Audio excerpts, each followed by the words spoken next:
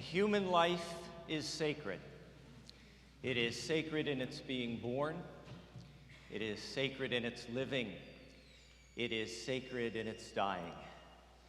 A human life remains sacred by our remembering. Cleo's life remains sacred by our remembering.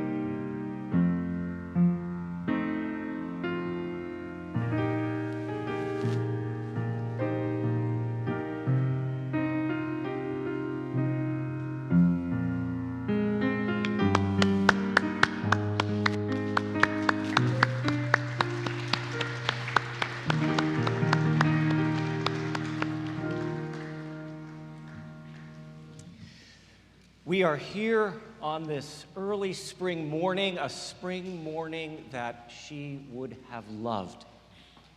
We're here to lift up the name of Cleo Lorraine Bauer. Today, we commit to the preciousness of memory, a life that was mingled with our own. Those whom we love do indeed leave us, and when we lose them, no spoken words can ever lessen our grief.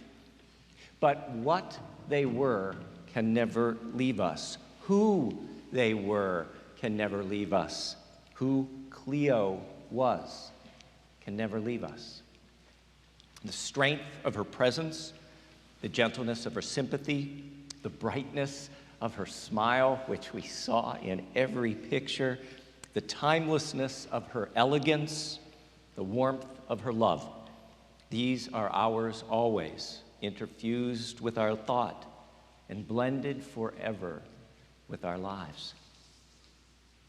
Watching those pictures of Cleo's life filled with so much love and family and joy, I remember these words by Edward Searle. The best tribute we pay to a loved one when she dies is to remember her for the person she was. That is to say about her, yes, you were your own person. You were unique. How you chose to live your life was not without consequence. You mattered. You made a difference in your community, your family, and your progeny. We honor the life you chose to live. We celebrate your uniqueness, and we freely give you our love, Cleo, because you gave us life and loved us so. This sanctuary is filled with so many memories of Cleo, and we will hear many today. But present also is our grief. Cleo's death was so unexpected. With her gone suddenly from our midst, there's a heaviness of a life unfinished, words left unspoken, things left undone. The future, as we expected it, has been forever altered. Tracy Barrett Weiser reminds us in words very similar to the ones that Cleo had collected, our grief is a holy thing. It's proof that another life touched ours in a profound way. It is the mark of love, the mark of connection, and the mark of a life well lived. And so we sit together confronting the fact that life ends. This is the condition of our birth, that at the end of the road, near or far, stands always our death. All generations have had to bear this heavy truth. The need that is upon us is the need to accept both the glory and the tragedy of life, its great joy and its painful limits, its beginnings and its farewells. Now, each of us gathered here are at different stages in our own life's journey. Each of us gathered here look at the mysteries of life and death in different ways. We speak diverse dialects of spirit and follow different faith traditions, or none. Yet this morning, we all share one precious thing in common. At one point or another, to a small degree or large, the life of Cleo has been woven into our own lives by blood, by marriage, by family ties, by friendship, by universities and student unions, by board meetings, by hikes in the Sierras, by working side by side, by community, by church, by meeting of heart with heart. And so, this is our time to remember how our lives have been touched and changed by Cleo. It's a time to tell stories and share memories. It's a time to feel grateful for having shared the journey with her. This is our time to celebrate the generous, energy-filled, kind, passionate, adventurous, outgoing, open-hearted, beauty-filled and loving life that was Cleo Bauer. In this spirit, I invite Cleo's beloved grandchildren to come forward and light candles in her memory.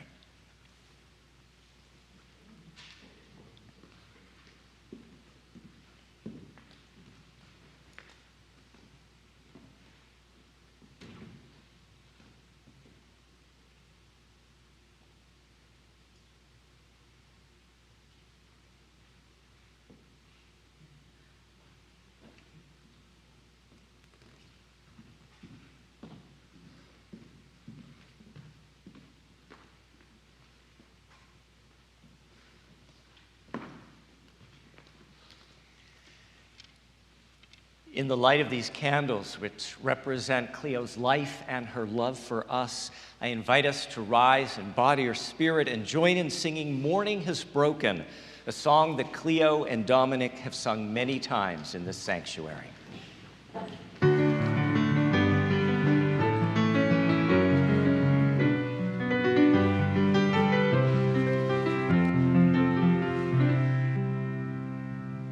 Morning has broken like the first morning.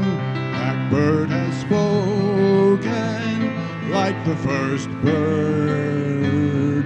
Praise for the singing, praise for the morning, praise for the springing fresh from the world. Sweet the rain's new fall, sunlit from heaven, like the first dew fall on the first grass. Praise for the sweetness of the wet garden, sprung in completeness where our feet pass. Mine is the sunlight, mine is the morning, born of the one light, Eden shall play. Praise with elation, praise every morning, of the creation of the new day. Please be seated.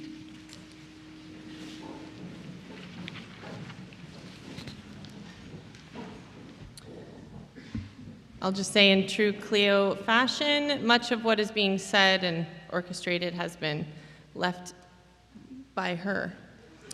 So this, and some on our own, but this particular one she sent me years ago to be sure that it was read at her memorial.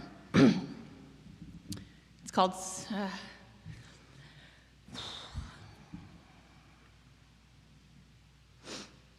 Special Special in Your Heart.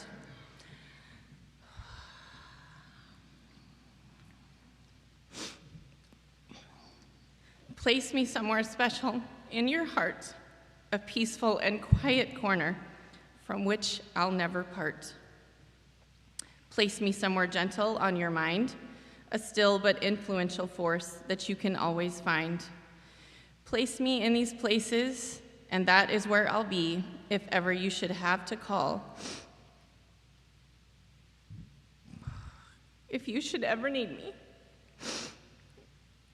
And place me somewhere laughing in your smile, as one who'll set your heart a-whirl, make it joyous for a while. I can't see. Place me somewhere open in your hand, as one who will always listen, and I will try to understand. Place me in these places, and that is where I'll stay if ever I should have to leave. If I ever go away, I'll be somewhere open, somewhere laughing, somewhere gentle, somewhere special in your heart.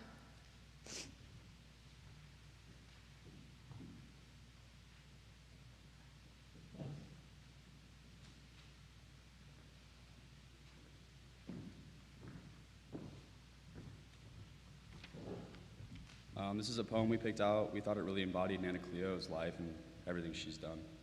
It's called The Flow of Life by Robert Mueller.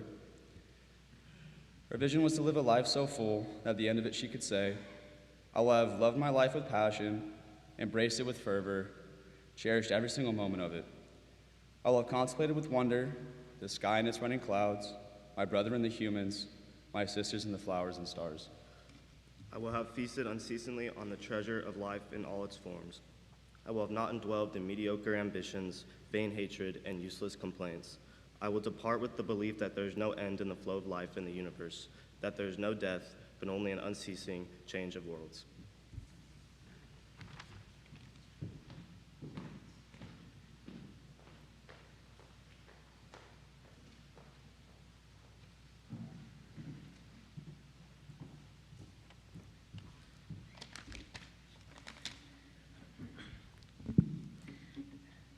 A great Unitarian philosopher, Ralph Waldo Emerson, wrote this: "To laugh often and love much, to win and hold the respect of intelligent persons and the affliction of little children, to appreciate beauty always, whether in earth's creations or human handiwork, to have sought for and found the best in others, and to have given oneself, to leave the world a little better than one found it, whether by a healthy child, a garden patch, a cheery letter, or a redeemed social condition. To have played with enthusiasm, loved with exuberance, and sung with exaltation. To go down to destined dreams, knowing that the world is a wee bit better, and that even a single life breathes easier because we lived well, and this is to have succeeded." Cleo, we are all so blessed to welcome you into our family. We appreciated the way you always cared about each one of us and always knew what was going on and expressed your interest in us every time we saw you. We value sharing our holidays and family gatherings. You always shared your smile and always lit up the room like no one else could. And the happiness you brought our Uncle Dominic, and truly being his life partner, was seen and apparent to all and is very well respected by all of our family, and will forever take care of him for you. Your life was a true blessing, your memory was a treasure, and you'll forever be in our hearts.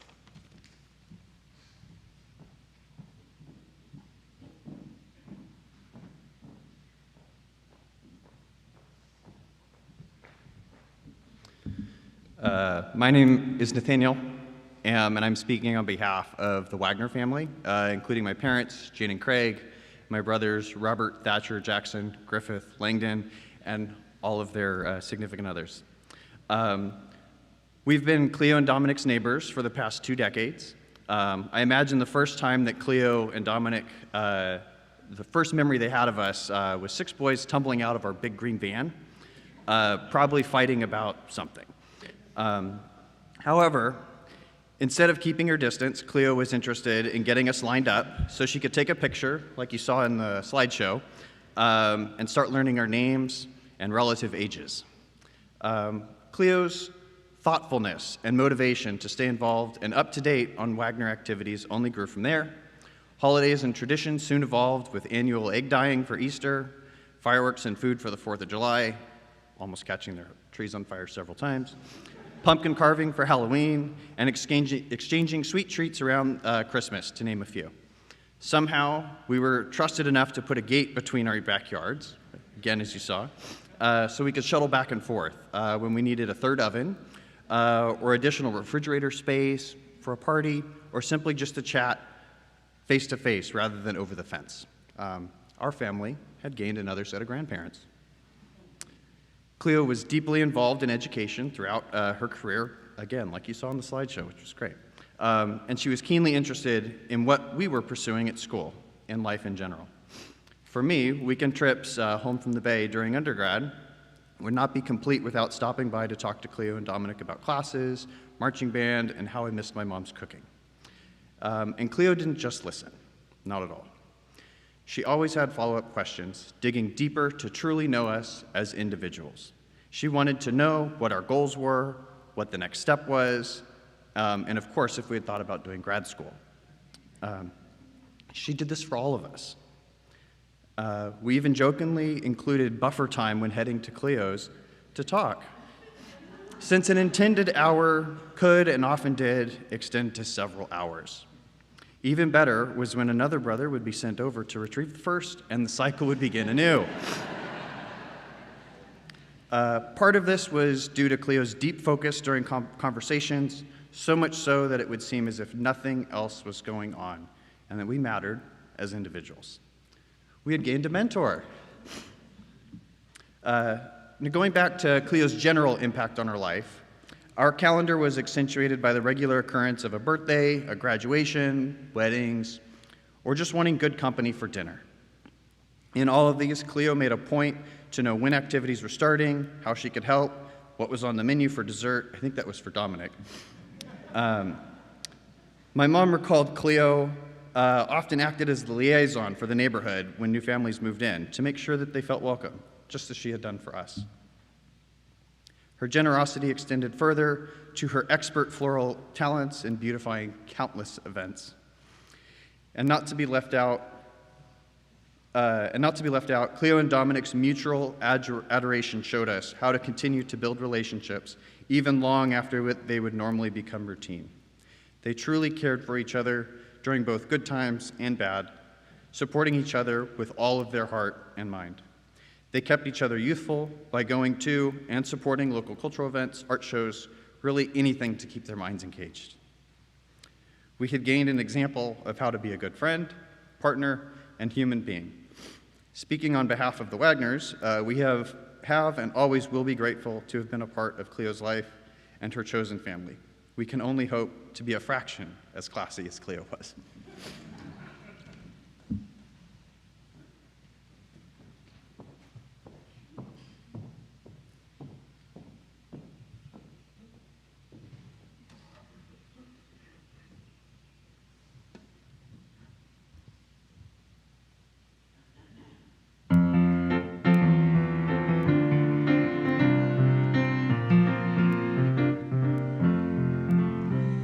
We laugh, we cry, we live.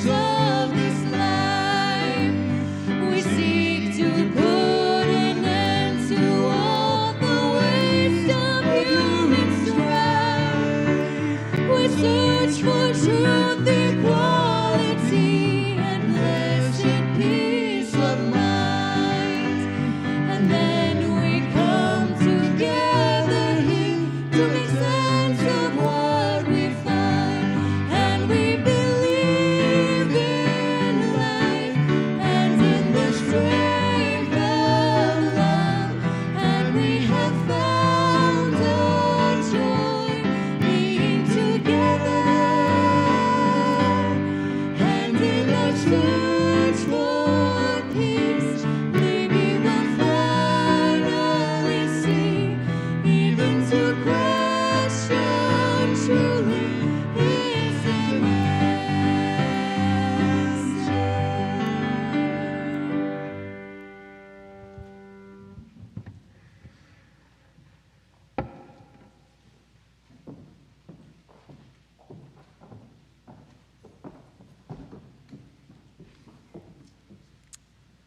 Greetings, everyone. The joy of Cleo. I'm Cleo's stepdaughter, Catherine, and my father is the love of her life, Dominic, whom we all share much love with today. I'm Catherine's husband, Jack, and beloved son-in-law to Cleo. Thank you for being here today for Cleo and Dominic.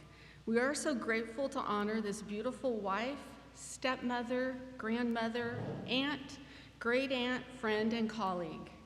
Thank you for traveling near and far away as Miami, where Cleo and Dominic celebrated a glorious wedding of granddaughter Sasha to Chris last November at Jerry and Elaine's home in Miami.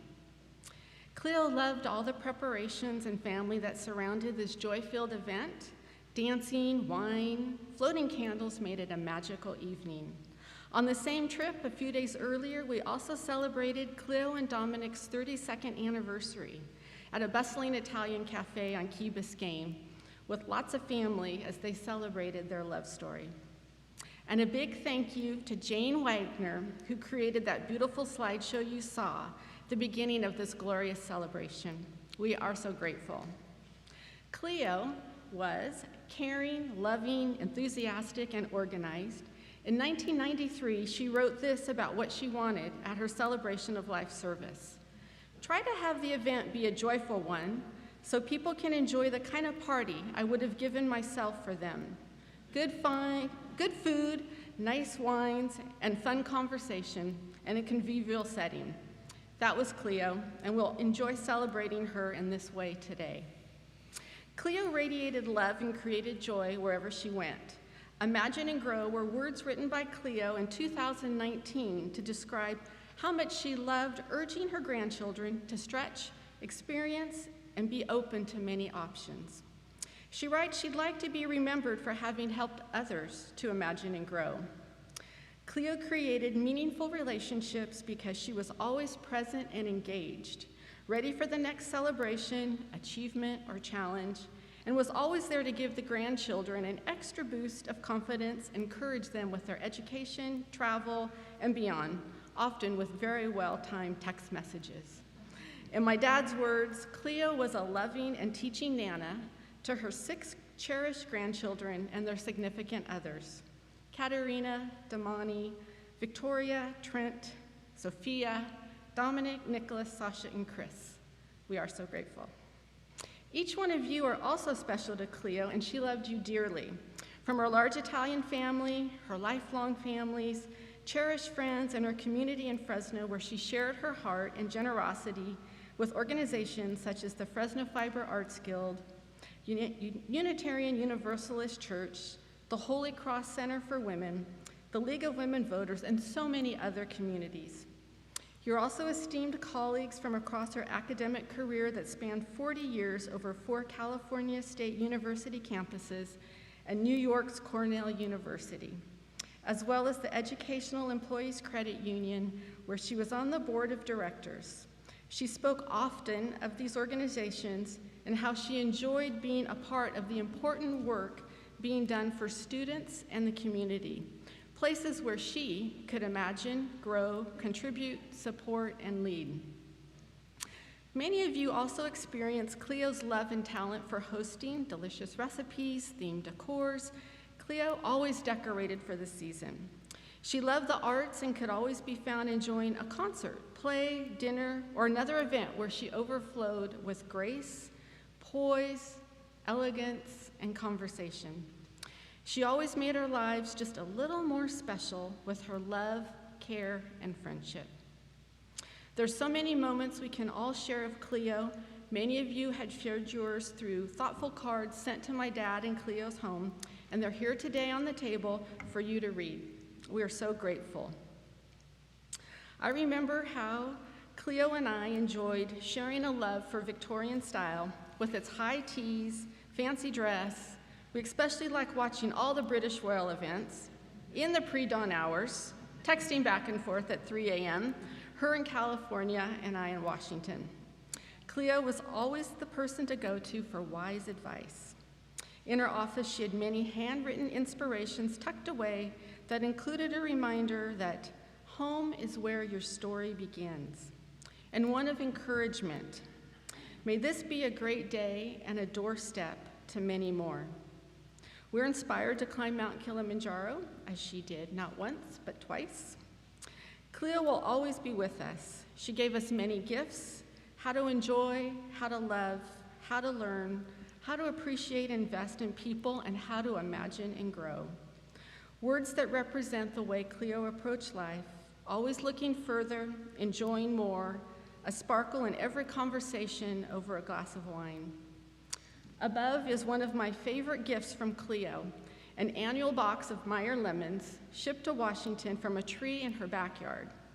She loves sharing her lemons with others and her recipe for delicious lemon curd. Today, there's a bowl of Cleo's precious lemons on the table outside, so please feel free to take one home and share a special memory. In closing, I'll share these words from Helen Marshall that reminded me of something that Cleo would say. I'd like the memory of me to be a happy one. I'd like to leave an afterglow of smiles when life is done. I'd like to leave an echo whispering softly down the ways of happy times, laughing times, and bright sunny days. I'd like the tears of those who grieve to dry before the sun of happy memories that I leave. We are grateful for you, Cleo.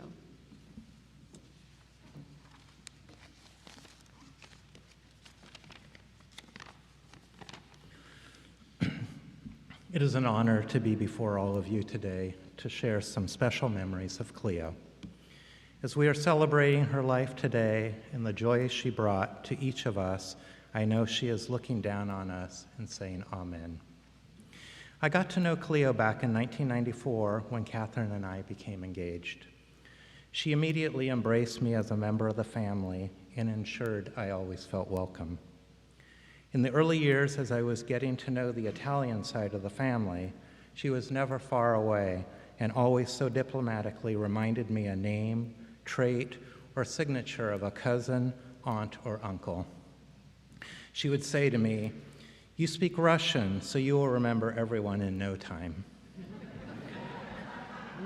Her love for knitting and crocheting was apparent every time we visited Fresno, or Cleo and Dominic visited us in Tacoma. I was always so impressed how she could talk or watch TV and not miss a stitch. She loved starting projects and completing a special piece for someone and giving joy to that person. Please visit Cleo's table outside to see examples of her work. Cleo and I shared a common heritage, our German family that emigrated from Russia to settle in the Midwest. I loved to listen to her recount stories of her parents' and grandparents' lives with themes familiar to me from my family's experiences. Spending holidays with her were particularly joyful. I have cherished memories of her and me in the kitchen after a holiday meal, washing and drying the china and sterling. She was always ready to jump in and help. Conversation would often revolve around trading stories of past holiday repasts and traditions. Thanksgiving, being her favorite holiday, was a time to take a walk before setting the table to collect leaves and fallen chestnuts for the table decor. She knew just where to put them on the table. Her holiday tables always looked like they were right out of a magazine. I still hear her pronunciation of Thanksgiving with an emphasis on the first syllable. The joy and love she gave to me will remain in my heart always. Her joy will always be with each one of you now and forever. Smile, knowing you have this legacy from Cleo. In closing, I'd like to share two quotes Cleo had written and placed above her desk in her office. Sometimes joy is the source of your smile. sometimes your smile is the source of your joy. From every ending in our lives, we are set for a new beginning. May this be a great day and a doorstep to many more. Thank you.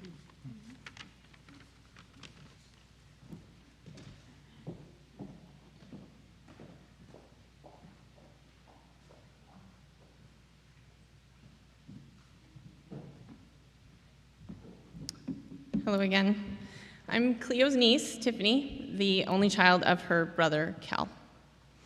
I want to thank you for being here, and if you're here or you're watching, then Cleo has touched your life. We all have our personal stories of how she affected us. I encourage you to share those with each other during the reception. My dearest Aunt Cleo, thank you for being my aunt. Thank you for teaching me to love unconditionally. You showed me how to care and love for each other, even when we were far apart. I always knew you were there for me, wherever you were. Thank you for showing me how to underline the important words on a greeting card. Thank you. Assuming everyone got one of those. And for making me smile with the emojis and various spelling errors in our text messages. Thank you for showing me how to take the time to get to know people, how easily you could talk to people and get to know them in a flash, no matter who it was. You always made them feel so special. Thank you for always taking my phone calls, for celebrating my accomplishments and crying with me when I just couldn't hold it together. You always embraced and celebrated all of our extra bonus children we have in our family, from our foster kids to the ones that choose our family and call me mom. You made them feel special and loved and cared for by someone they hadn't even met yet, sending them gifts specifically curated just for them with one of your special personalized handwritten notes. Thank you for showing me that handwritten notes make someone feel special and loved. The signing of Love Aunt Cleo on the bottom of absolutely everything is important and will always be cherished. Thank you for sharing your love of the outdoors with me, for taking me to special places like Yosemite National Park, the Golden Gate Bridge, Lake Tahoe, and helping me see the beauty and wonder in all of it. Thank you for always making such effort to spend time with our family. You always made sure any time we had together was the most quality time, even in the everyday hubbub of life. You always made it special. You showed me how to be intentional with the time I have with the people around me. Thank you for sneaking makeup onto my girls. Sneaking. Those tender moments together are precious memories they cherish. Thank you for always encouraging us to live life to the fullest. You not only sent a personalized gift for the holidays, but you would tell us to show us what fun things you do with any monetary gift you sent along with it. Thank you for the added love and comfort when you lost your brother, my father. Thank you for grieving with me on that day and for the last 10 years. Thank you for your laughter and your thoughtfulness. You're always sharing your intellect with those around you in the most gentle and caring way. We were always the wiser and never felt inferior. Thank you for your organization. Your skill in labeling absolutely everything is inspiring. I will never reach that level, but it's very much inspiring. My promise to you, my dearest aunt, is that I will do my very best to continue to learn from you, embrace what you have taught me, and pass that along, to pay it forward and to make the world a brighter place. If at the very least, show those around me the beauty, care, and love that you have shown all of us. We miss you, we love you, and your legacy lives on through all of us.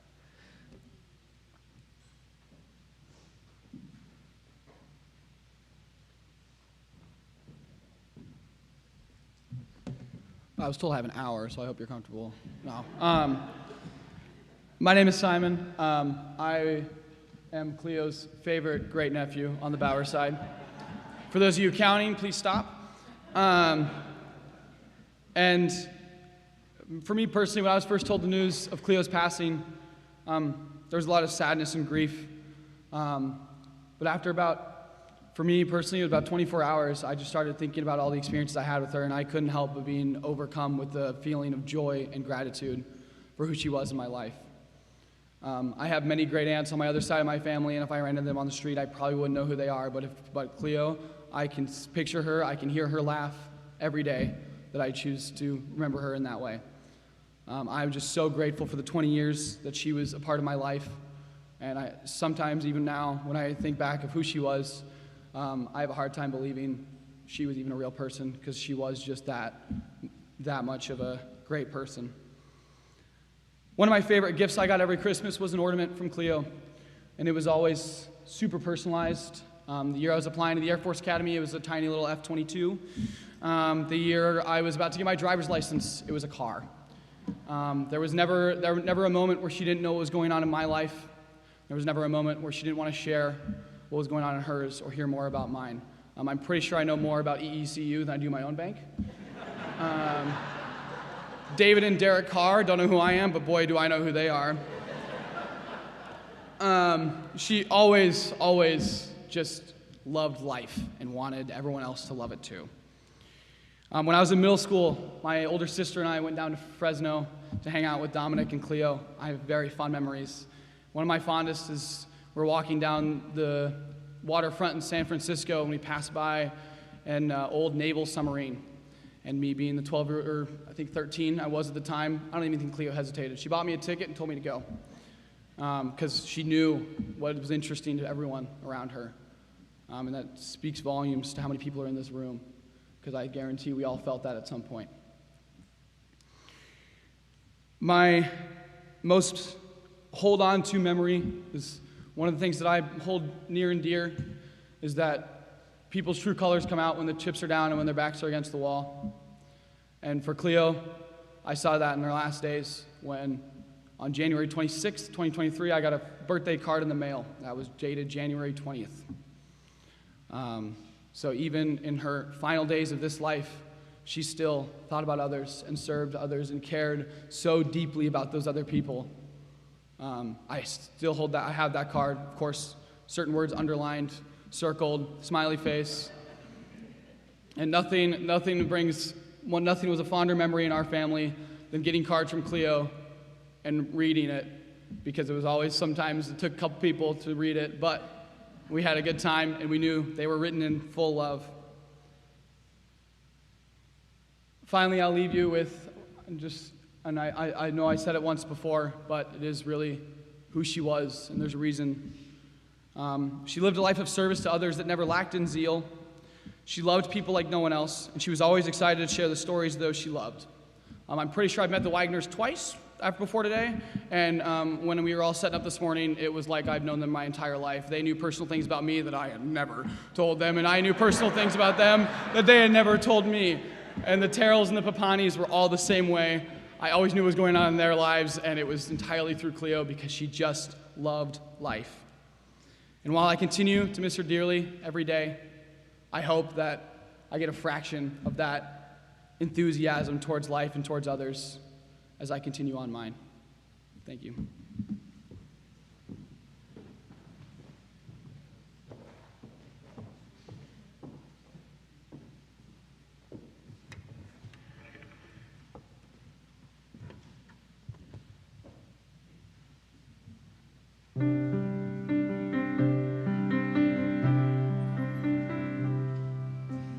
There is a love holding me. There is a love holding all that I love. There is a love holding all I rest in this love.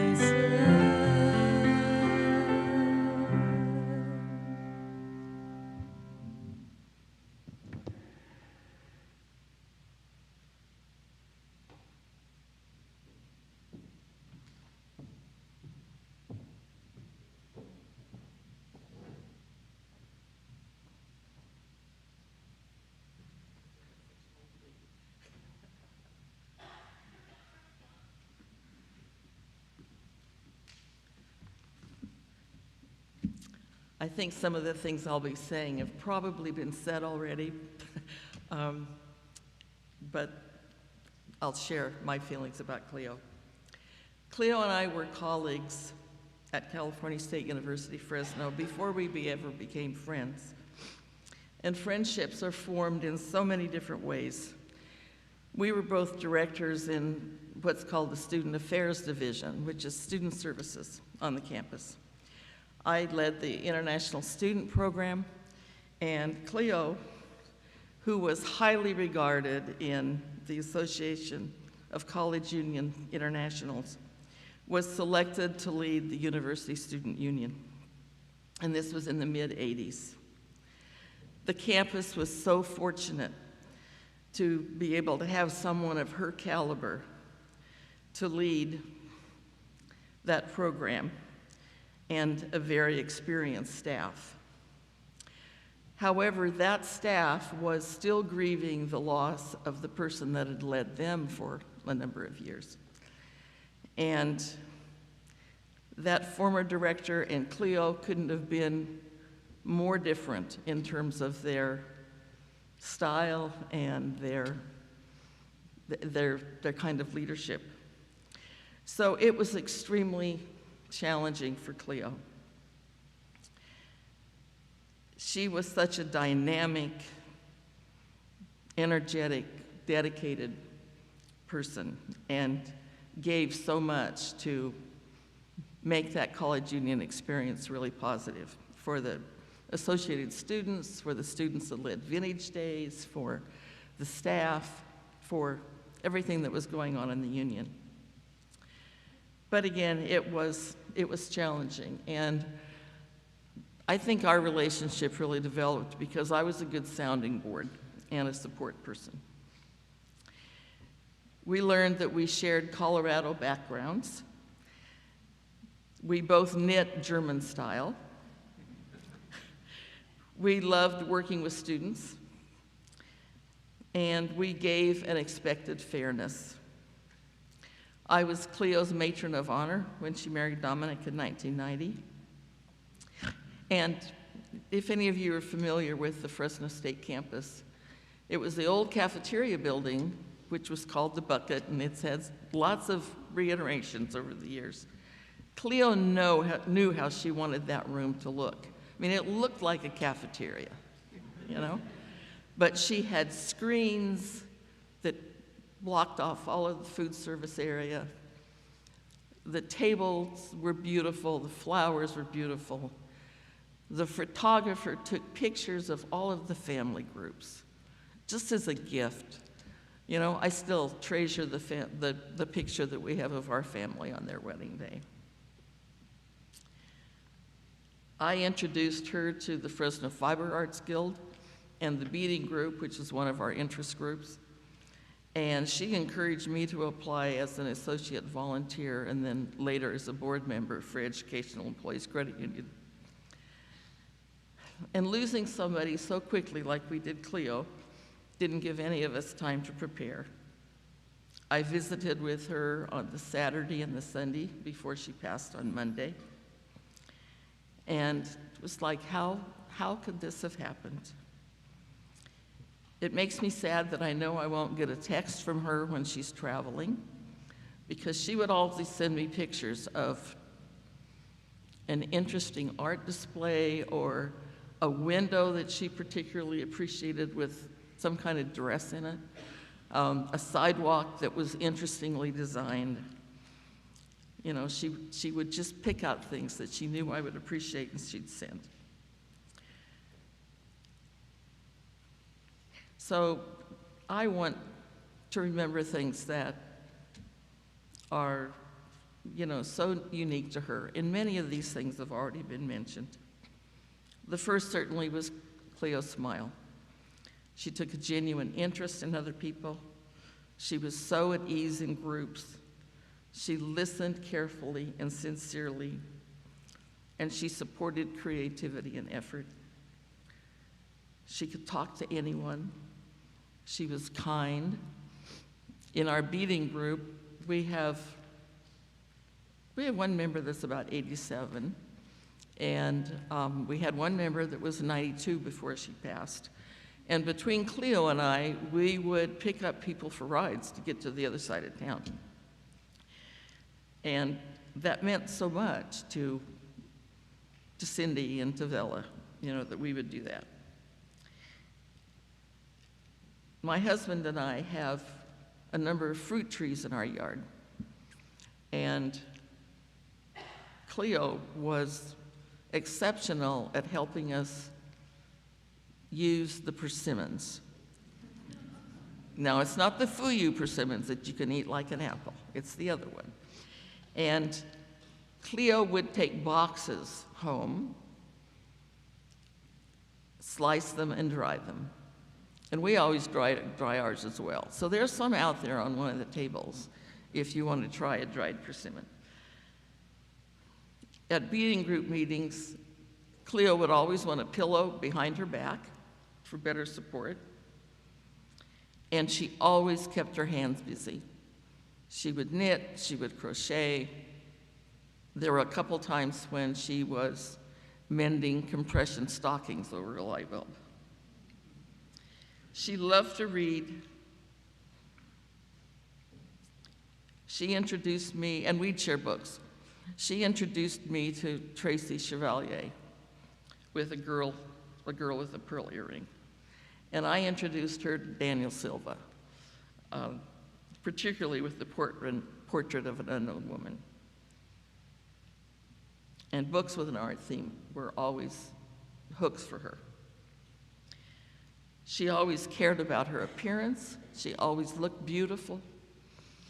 And when she was going through chemotherapy a number of years ago, she made a point to wear makeup and colorful clothes to her infusions because she said so many people in that room looked gray and drab. And she knew she would feel better if she looked good, and people that saw her would feel better as well. She had beautiful posture, and when I feel myself slumping, I think of Cleo and straighten up. She took care of herself. She walked 2 or 3 miles every day. When we first met, she used to jog or run. And she was faithful. And I would say, gosh, Cleo, how can you fit that in? And she'd say, I don't feel right until I've done it. She loved being outdoors and in nature. And in the hospital that last week, when I saw her that weekend, she had a great big window beside her bed. And she would love to have gotten out of that hospital to go outside. But she said, at least I have that window, and I can see trees and the outside. She was always busy. I could never believe how many things were on Dominic's and Cleo's schedule. And so there might be lectures, there would be different musical things going on at the Sheboygan or the Soroyan or Fresno State or wherever it was. So they always had something interesting to do. And I really appreciated that Cleo was really committed to social justice. A number of the organizations that she was involved in, including this church, have to do with social justice. With the Fresno Fiber Arts Guild, one of our outreach projects was with the sewing room at the Holy Cross Center for Women, which is adjacent to the Poverello House downtown.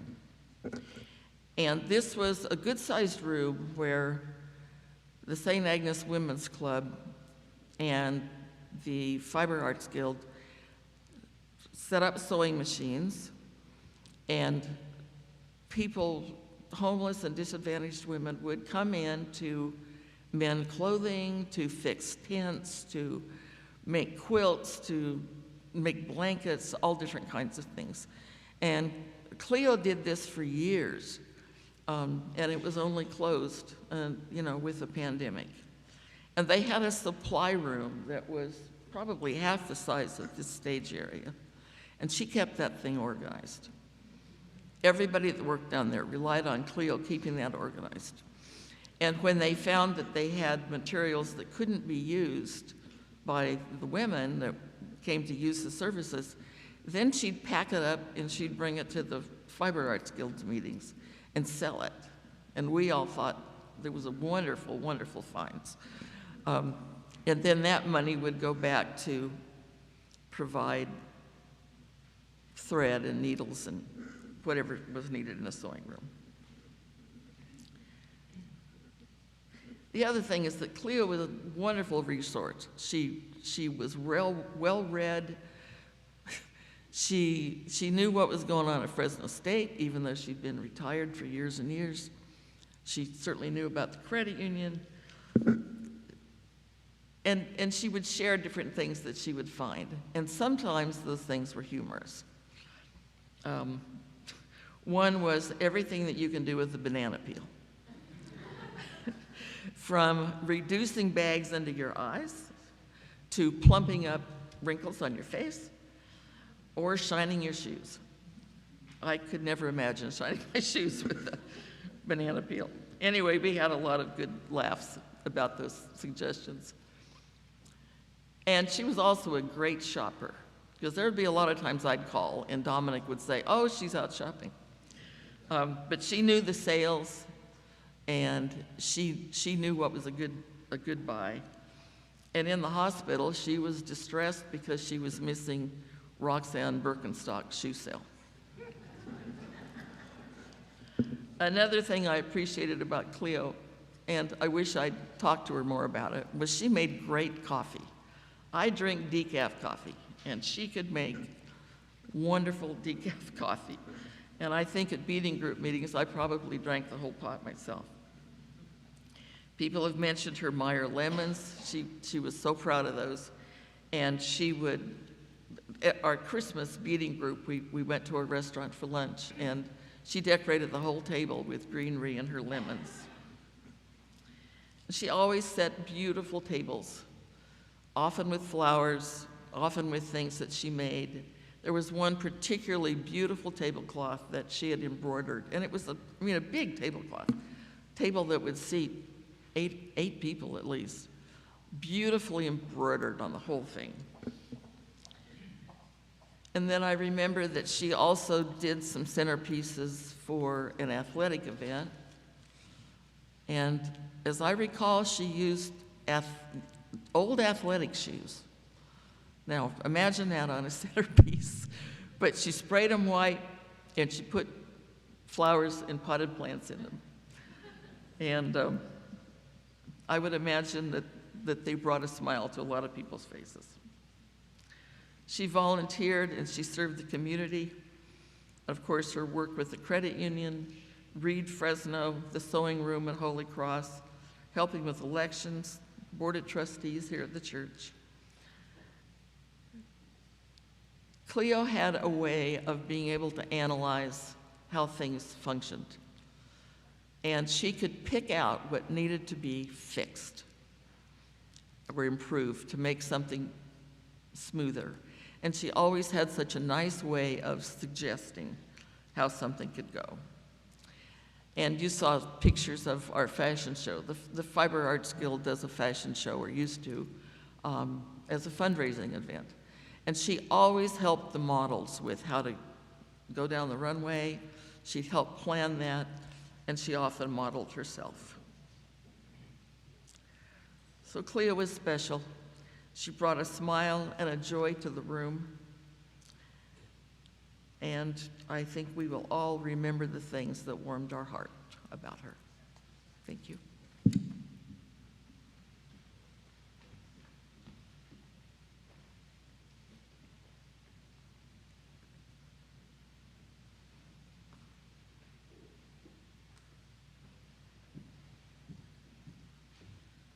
Surprise, Cleo, this is not Diane. I'm Pat Ogle, and I have the pleasure of working several years with a very favorite colleague, Cleo Bauer. I am subbing for Diane Milutinovich, who is very disappointed that she couldn't be here. And this is Diane's well-prepared reflection on her good friend.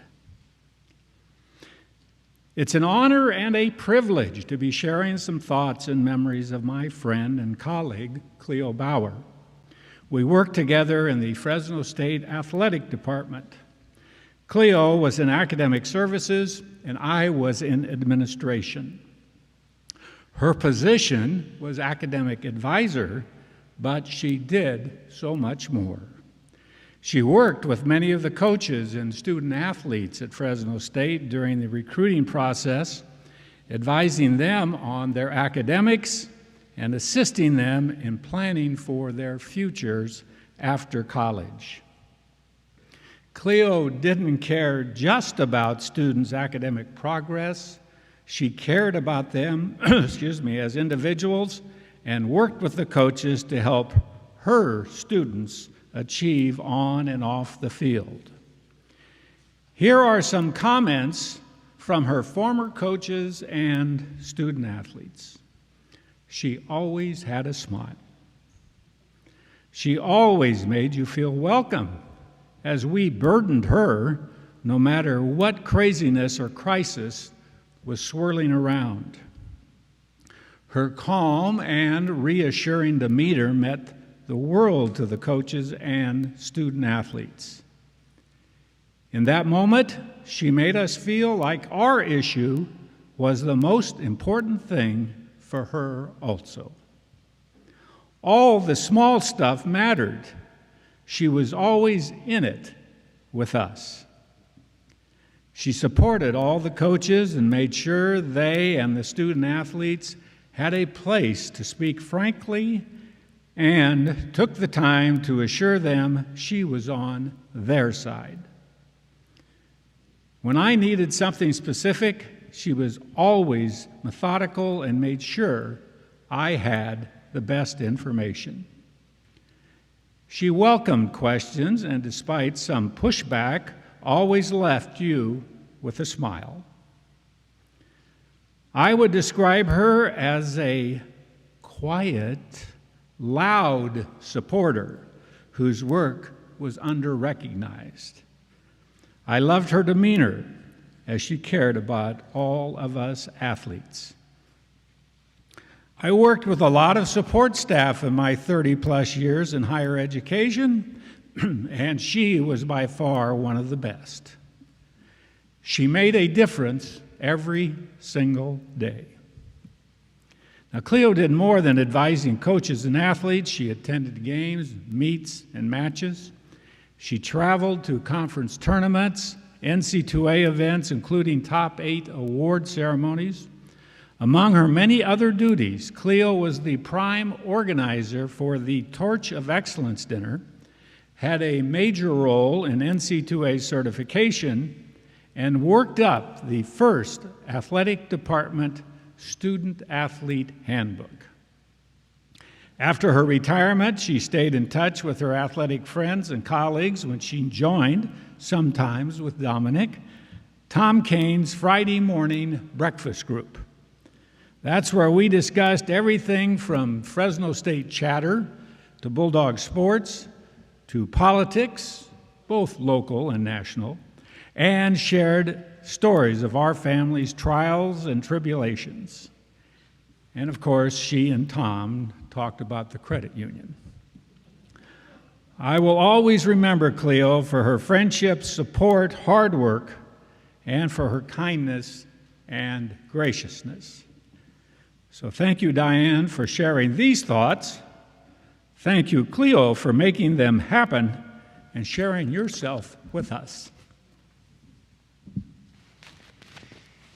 As Dave Roberts makes his way to the podium, I'm aware that Cleo was never anybody who sat still for long. And I think at this point, she would say to us, I think you need to stand up for just a moment, stretch a little bit, and prepare for sharing from EECU.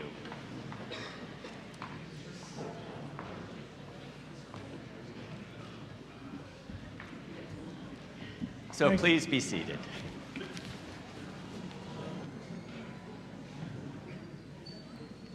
Thank you for the standing ovation. Appreciate it.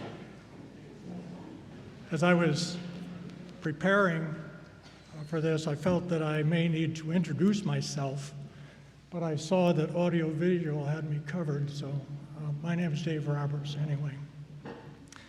And I am a member of the Board of Directors at the Educational Employees Credit Union and served with Cleo on that board I was on for 15 and she was on for 26.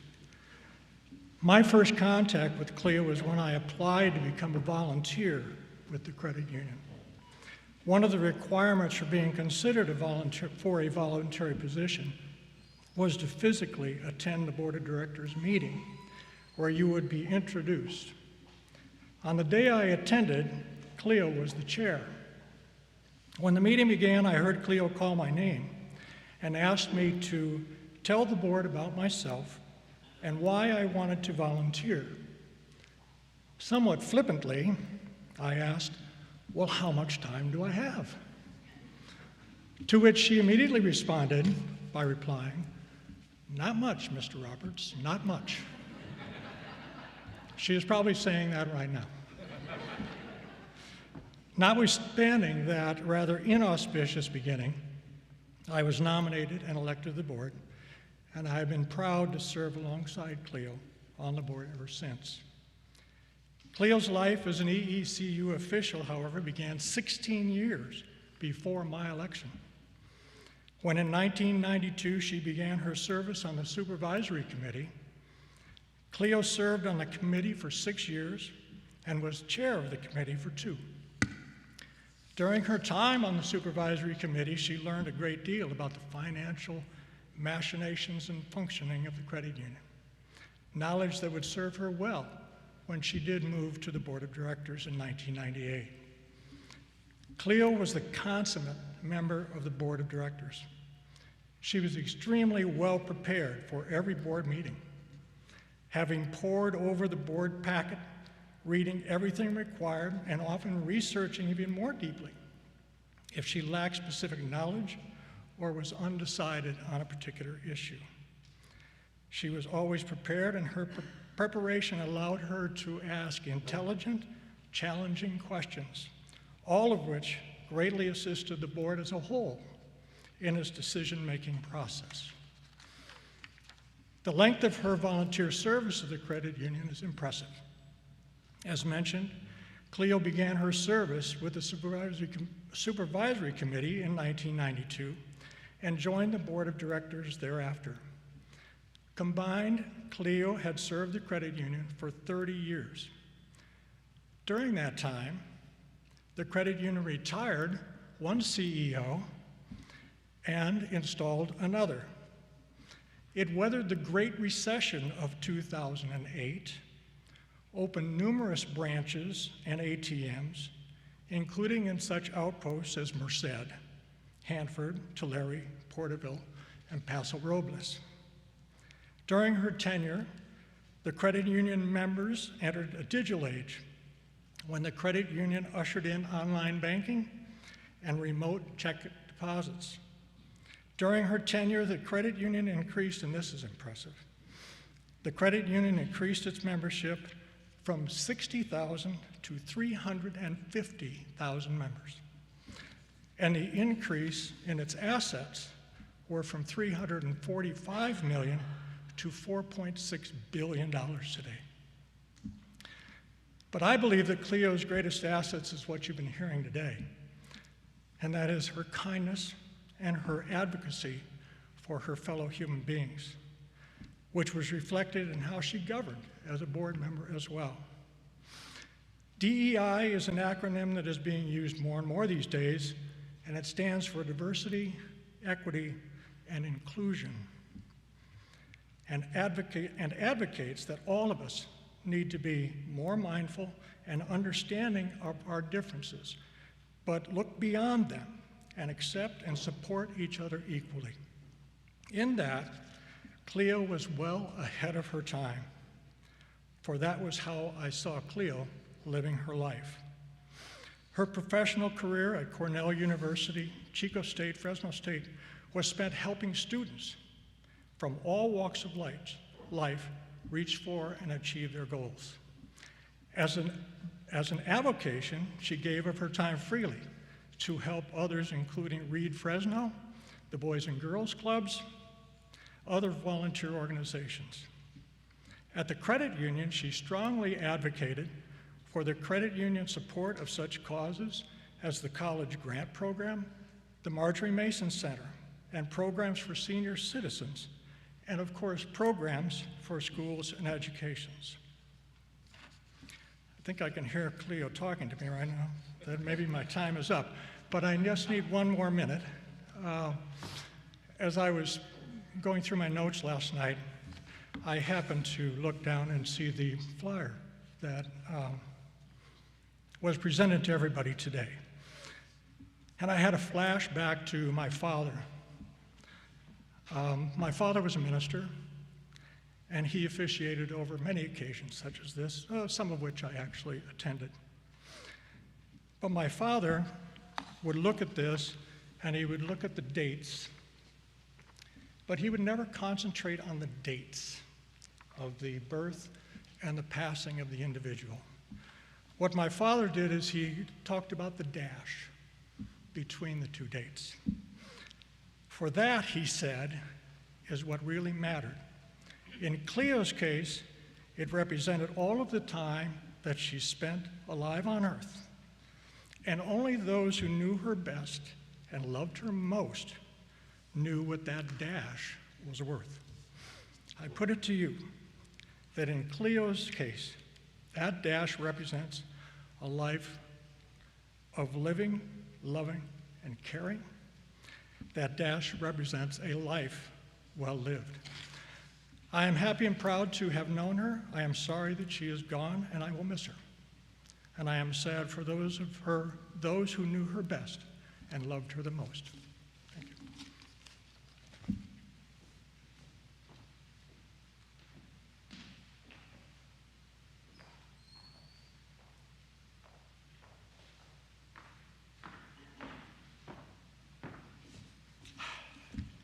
Good afternoon, all. As Dave preceded me and obviously said our names are listed, but I want to introduce myself again. My name is Dick Aschin, and I'm part of EECU's senior management team and have been with the credit union for 36 years now. So that gave me the opportunity, frankly, to work a very, very long time alongside Cleo. Frankly, for virtually her entire 30 years as she was affiliated with EECU. But before I begin, I just want to express my condolences to Dominic and, of course, the rest of the family members, Cleo's family members here. She was a wonderful lady. There are many things I'm sure I would be repeating at this point that have already been said, but I would like to share just a few things, some stories about my working with her for this period of time. I'll try not to repeat too much of what Mr. Roberts shared, only maybe a slight bit. But as Dave said, Cleo was first elected to the Credit Union Supervisory Committee, and let me explain that in essence, a supervisory committee is an audit committee. That's rather daunting. That's how Cleo started, with the audit committee, so to speak, of EECU back in 1992. And she did serve the 6 years, and no surprise, quickly, Cleo became naturally the chairperson of that committee before she migrated to 26 more years serving EECU as a director. In 1992, my role at EECU included working closely with that committee. Thus, that began my relationship with Cleo. Now, take it back to 1992 in the business world. As you might imagine, the business environment at that time, the predominant gender on committees and in boardrooms were pretty male-dominated. Okay? Cleo was obviously one of the early women in male-dominated positions. So she truly was a pioneer of sorts with EECU. As you can imagine, though, that does not come without certain pitfalls. Cleo was willing to challenge the status quo, even when it wasn't really popular to do so. On one notable occasion that I recall, I'm just glad I can still recall these things at this point, there was a rather contentious exchange at a meeting. Cleo paused. She read the room. She didn't retreat. Anybody surprised? She kept moving forward to continue the dialogue in the best interest of EECU and its members. Now, during those early years when Cleo was onboarding as a volunteer, Cleo and I had the pleasure of traveling together to attend an educational conference in, of all places, Las Vegas. Remember, educational conference. I never got the impression, really, that Cleo was all that impressed with Vegas. She was, however, extremely observant, as we know.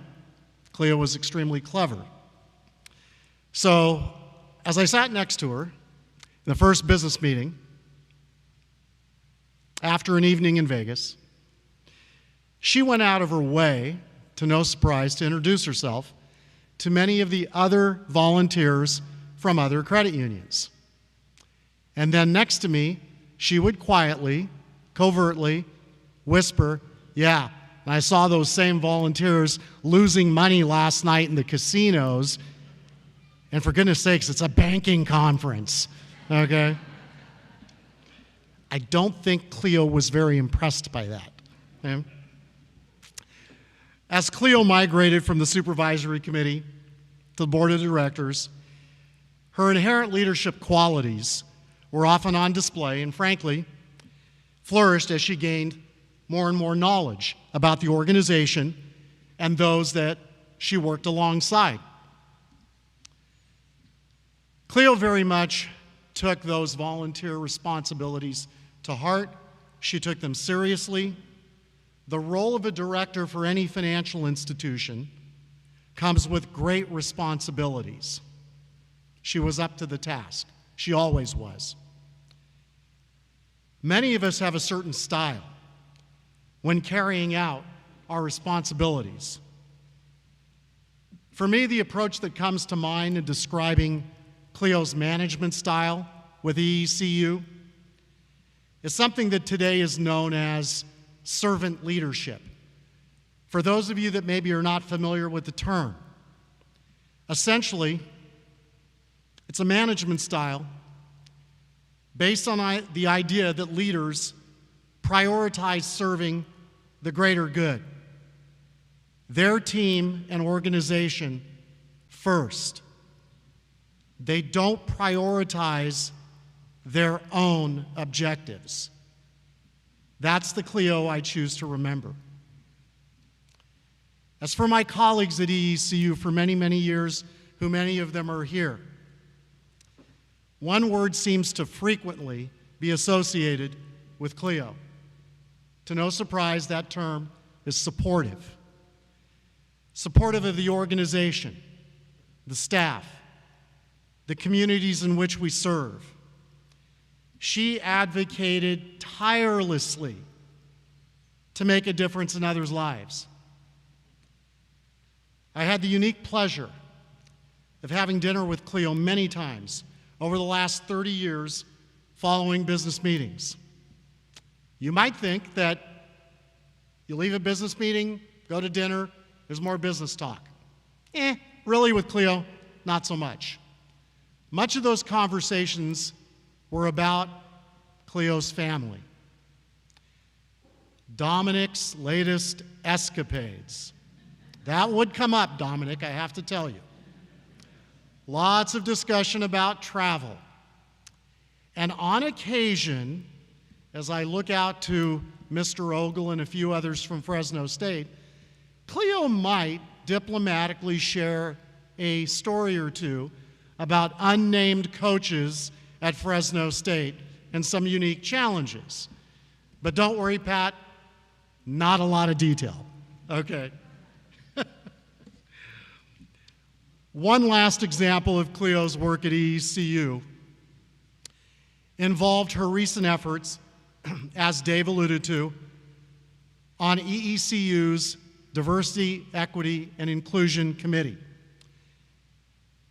As Dave said, this was of utmost importance to Cleo in the final couple of years of her service. I had the opportunity to serve on this committee with Cleo. During those meetings, Cleo wanted to ensure that our members are welcome and belong as part of our organization.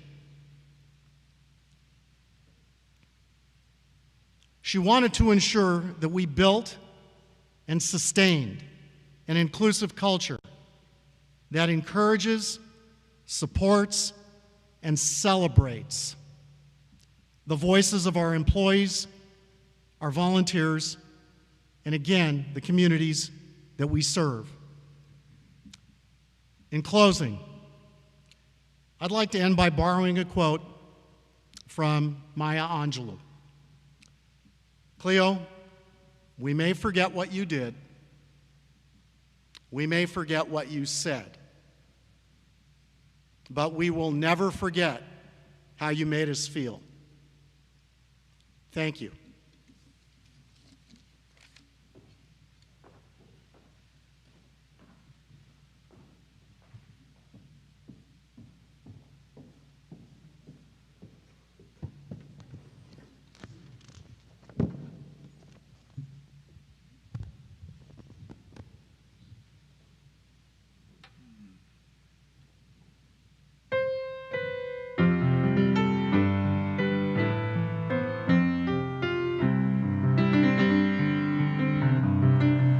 For the earth forever turning, for the skies for every sea, for our lives, for all we cherish, sing we our joyful song of peace.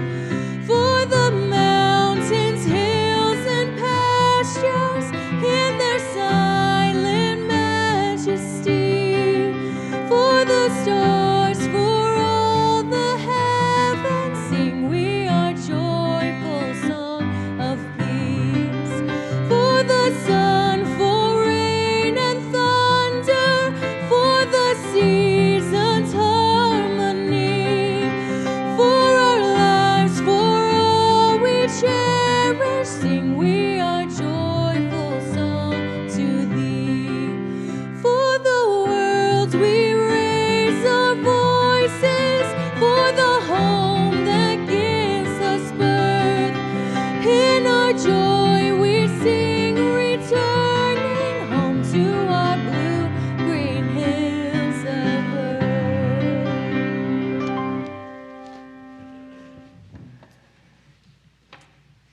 I can't help but picture Cleo in the sanctuary singing that song many times, many, many times.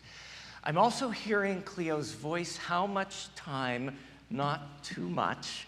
And so I'm going to have us, when we end the service, have our open time of sharing during the reception, where you'll have time to share stories and continue these incredible cavalcade of memories. And so, no one person can sum up the life of another. It's especially a life as complex, as beautiful and joyful as Cleo's.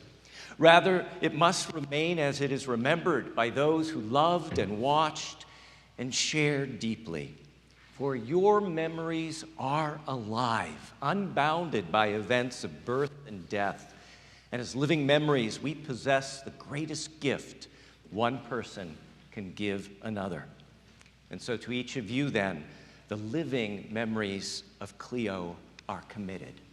This is how Cleo lives on. In that spirit, I invite you to respond, we remember her. In the rising of the sun and its going down, we remember her. In the crash of the waves and in the stillness of the sea, we remember her. In the blowing of the wind and in the chill of winter, we remember her. In the opening of the buds and in the rebirth of spring, we remember her. In the blueness of the skies and in the heat of Fresno's summer, we remember her. In the rustling of the leaves and in the beauty of autumn, we remember her. In the beginning of the year and when it ends, we remember her. When we are weary and in need of strength, we remember her. When we are lost and sick of heart, we remember her. When we have joys and special celebrations we yearn to share, we remember her. So long as we live, she too shall live, as we remember her. May it be so. Blessed be. Amen. Our benediction comes from Cleo's heart. In December of 1993, Cleo was preparing to go to the hospital for surgery. Cleo wrote these words then, and she wrote them for you today. Cleo says, "Know that I have loved you all deeply and unconditionally, and I shall miss being a continuing part of your lives. Live well, choose wisely, and remember my love for each one of you. We have had some wonderful times together, and I thank each of you for the special experiences and love you have given my life."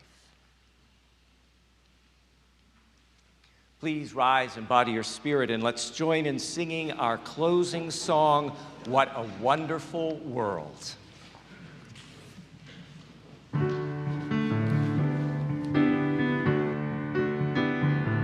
I see trees of green, red roses too. I see them bloom for me and you. I think to myself, what a wonderful world. I see skies of blue and clouds of white, the bright blessed day, the dark sacred night, and I think to myself, what a wonderful world. The colors of the rainbow, so pretty in the sky, are also on the faces of people going by. I see friends shaking hands, saying, "How do you do?" They're really saying, "I love you." I hear babies crying, I watch them grow. They'll learn much more than I'll ever know. And I think to myself, what a wonderful world. The colors in the rainbow, so pretty in the sky, are also on the faces of people going by. I see friends saying hands, saying, "How do you do?" They're really saying, "I love you." I hear babies crying, I watch them grow. They'll learn much more than I'll ever know. And I think to myself, what a wonderful world. Yes, I think to myself, what a wonderful world.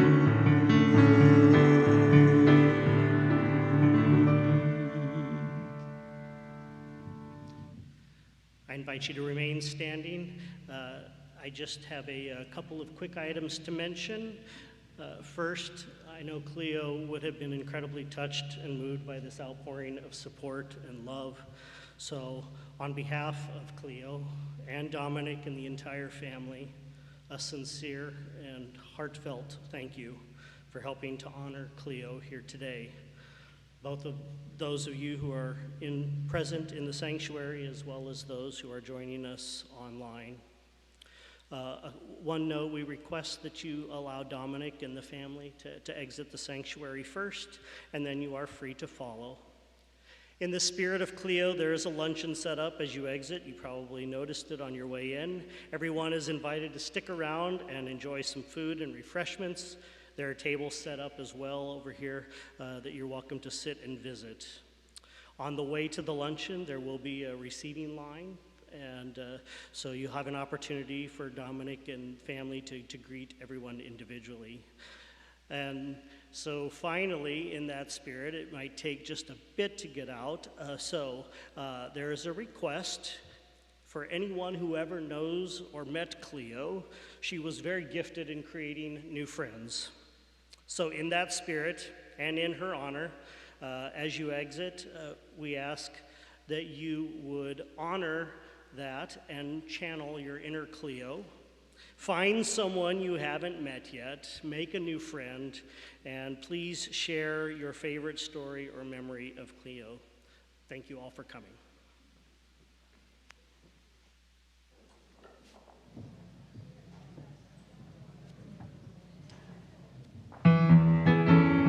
We're going to demo this whole thing for you, and then we'll go back and do it with you.